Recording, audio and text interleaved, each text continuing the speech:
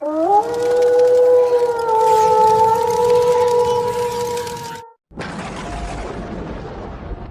कहानी 20वीं सदी की है। उस समय दो गांवों के बीच की दूरी लगभग 10 किलोमीटर हुआ करती थी। उस जमाने में गांव में लोगों की संख्या बहुत कम होती थी, लेकिन इंसानियत जिंदा थी। मनोरंजन के लिए न तो टीवी था, न फोन और न ही इंटरनेट की सुविधा। ये बिजली भी ना ऐसी गरजती थी कि लगता अभी सिर पर गिर पड़ेगी। हाँ भाई, लगता है आज भी कल की तरह बारिश होगी। मैंने सुना है दूसरे गांव में आज कोई प्रोग्राम होने वाला है। क्या वाकई प्रोग्राम है? हाँ गोपाल काका, प्रोग्राम तो है, लेकिन क्या करें? बिजली की गरज देख ही रहे हो। वह गांव पहुंचते पहुंचते रास्ते में ही बारिश पकड़ लेगी। फिर प्रोग्राम देखना तो दूर की बात है, घर वापस आने में भी बड़ी मुश्किल हो जाएगी।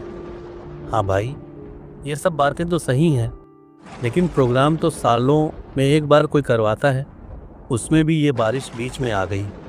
इसी तरह वे लोग दूसरे गांव के प्रोग्राम को देखने के बारे में सोच रहे थे, लेकिन ये सारी बातें एक लड़का जो पास ही खड़ा था बड़े ध्यान से सुन रहा था। अरे लड़के, तुम क्यों कुछ नहीं बोल रहे हो? नहीं सुरेंद्र भैया, मैं क्या बोलूं? प्रोग्राम देखने के बारे में तो सोच भी नहीं सकता। क्यों? क्या हुआ? अगर मेरे अब्बा को पता चल गया तो वो मुझे घर से बाहर निकाल देंगे। अच्छा, तो ये बात है। और तुम दोनों ने क्या सोचा? नाटक देखने जाना है? अरे काका, हम तो प्रोग्राम देखकर ही रहेंगे। पता नहीं ऐसा मौका दोबारा मिले या ना मिले। अरे भाई, तुम जाओगे तो मैं भी चलूंगा। रास्ते में बारिश हुई तो देख लेंगे। अगर तुम दोनों को नाटक देखना है तो बारिश होने से पहले निकल जाओ। ठीक है काका, हम दोनों अभी ही निकल जाते हैं। मैं भी घर की तरफ चलता हूँ सुरेंद्र भैया, अब्बा काम से आने ही वाले होंगे। ठीक है, तुम सब जाओ। मुझे जरा मवेशियों के वैद्य जी को बुलाना है।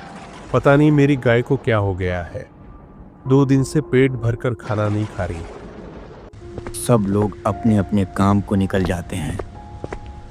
वे दोनों आदमी दूसरे गांव के प्रोग्राम को देखने के लिए चल पड़ते हैं और राजेश अपने घर की तरफ। लेकिन राजेश के दिल में भी कहीं ना कहीं उस गांव के प्रोग्राम को देखने की इच्छा थी, क्योंकि वह आज तक किसी भी प्रोग्राम में नहीं गया था। राजेश घर पहुंचकर देखता है कि उसका छोटा भाई दर के मचान पर बैठा है। वह उसे उस गांव के प्रोग्राम के बारे में सारी बातें बताता है। अरे संजू, हाँ भैया, क्या हुआ? दूसरे गांव में अभी नया नाटक शुरू होने वाला है, देखने चलेगा क्या? इतनी रात को? वैसे भी वह गांव 10 किलोमीटर दूर है।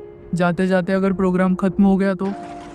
अरे नहीं रे संजू, आज रात भर प्रोग्राम चलेगा। जल्दी बोल, चलेगा ना? पर भैया अब्बा को क्या कहेंगे? अरे संजू, अब्बा को पता नहीं चलने देंगे। ये कैसे होगा? ऐसे कि अभी खाना खाकर हम दोनों भाई मचान पर सो जाएंगे। अब्बा जब काम से आएंगे तो देखेंगे कि दोनों सो गए हैं, लेकिन हम सोएंगे नहीं, जागते रहेंगे। आधी रात होते ही हम दोनों चुपके से प्रोग्राम देखने निकल जाएंगे और सुबह होने से पहले वापस आकर फिर सो जाएंगे। अब्बा को कानों कान खबर नहीं होगी। बोल संजू, कैसी लगी मेरी योजना? अब चलना है ना? हाँ भैया, मैं भी तैयार हूँ। चलो अभी खाना खा लेते हैं। दोनों भाई खाना खाने के लिए अंदर जाते हैं और कुछ ही देर बाद वापस आकर मचान पर लेट जाते हैं। थोड़ी ही देर बाद उनके अब्बा काम से लौट आते हैं और देखते हैं कि दोनों बेटे जल्दी सो गए हैं। वह कुछ कहे बिना अंदर चले जाते हैं। अरे कमला, कहाँ हो? हाँ, आ रही हूँ जी। आज दोनों बच्चे मेरे आने से पहले ही सो गए। कोई बात हुई क्या?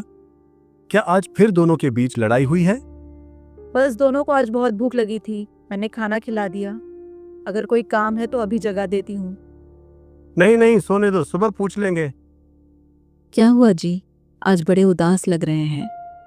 कमला, आज फिर मेरे हाथ में एक पैसा भी नहीं आया। पता नहीं इन दोनों का भविष्य क्या होगा। आप फिक्र मत करें, सब ठीक हो जाएगा। लगता है आप थक गए हैं, मैं पैर दबा देती हूँ। भूख लगी है कमला, पहले खाना दे दो। कुछ घंटे बाद आधी रात हो जाती है और हर तरफ सन्नाटा छा जाता है।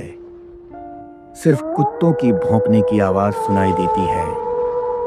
राजेश आंख खोलता है और मचान से नीचे उतरता है।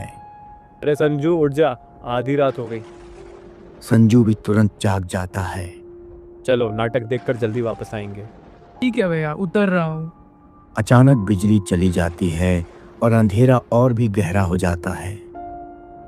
भैया इतने घने अंधेरे में कैसे जाएंगे? चिंता मत कर, आज रात की ही तो बात है, जल्दी लौट आएंगे। दोनों भाई आधी रात को दूसरे गांव की तरफ चल पड़ते हैं।